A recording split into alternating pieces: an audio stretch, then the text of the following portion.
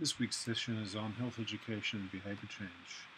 And the first thing to note is that it's very important to recognize that health education and health promotion are often used interchangeably. But in fact, health education is one aspect of health promotion. So we hear quite often, for example, in some of our online chats that you'll hear this quote: people need to be educated to change their behavior. Well, in fact, we now know that education is only one factor in enabling or empowering people to change their behaviors. So there's something called knowledge. What we want to do is that we want to convert knowledge into practice. And there's something called the knowledge practice discontinuum. That is, quite often people will know what they need to be doing, but they don't do it. And it's a major dilemma for health promotion.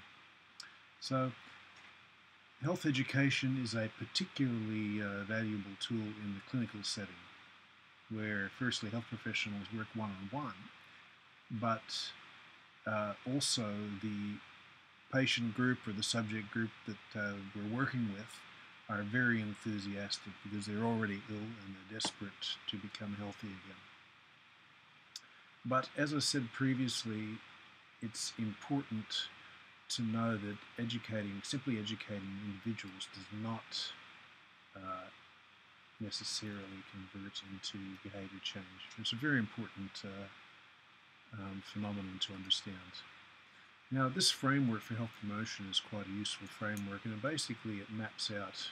You'll remember over the course of the last few weeks we've been talking about upstream and downstream factors, proximal, and so we write that up here, proximal and distal determinants of action. And if we work our way through here, this is primary, secondary, and tertiary prevention. But what we really need to focus on here is the upstream factors, what works at various levels. So if we're looking at the upstream factors, where we look at the infrastructure, policy, legislation, all those big picture issues. And as we move down here, we look at, we find terms such as advocacy and community action and engagement.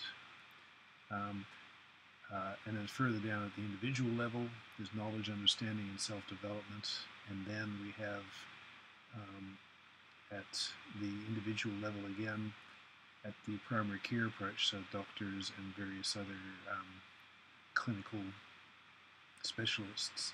This is where the particular strategies are used. So health information and behavior change campaigns are more targeting this area here where you've got primary care practitioners, so doctors, dentists, physiotherapists, exercise physiologists, dietitians, etc. Whereas as we move further upstream or away from the actual issue, you've got factors that involve community action.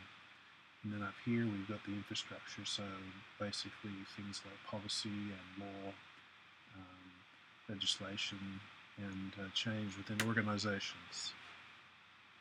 So the basic summary of all this is that health promotion is an approach which requires a comprehensive framework for action. It's not just good enough to be focusing your health promotion activity at this end of the spectrum, that is in the doctor's surgeries. We need to actually move much more upstream to community level and population level intervention. Now, an important term within this general discussion about health education is health literacy, which is a very important aspect of enabling people and communities to remain healthy. So firstly, access to information and education are both very powerful determinants. Health education aims to develop someone's knowledge, understanding, and skills. Now, this could occur at a community level or at an individual level. However, it's integral that it's imperative that people need to develop a literacy, a health literacy, so that they're able to actually interpret a lot of this information, knowledge, and understanding that's actually broadcast to them. So, for example, to take an example, if all your information, just to use an analogy, if all your health information is in another language like French, but you've got an audience that is basically literate in English, then the health benefits are not going to flow because the audience is just not literate in terms of what you're trying to communicate to them. And the same thing operates from the perspective of health literacy. So health literacy, if we look more closely at what health literacy means, it involves access and use of the right information. Secondly, it also requires the personal skills so that you need to know the right questions. So not only do you need to know a little bit about health and the body, you also need to know enough to know which questions to ask and also how to find appropriate information. So we can't just rely on people giving information to us. We need to go out and seek information. And further from that, there are many health issues which require a resolution with personal values, because there are some solutions that may not be acceptable. And so there are some religious beliefs that are against blood transfusion. So the guy that developed the Muppets, Jim Henson, actually died because his religious belief prohibited him from taking a blood transfusion.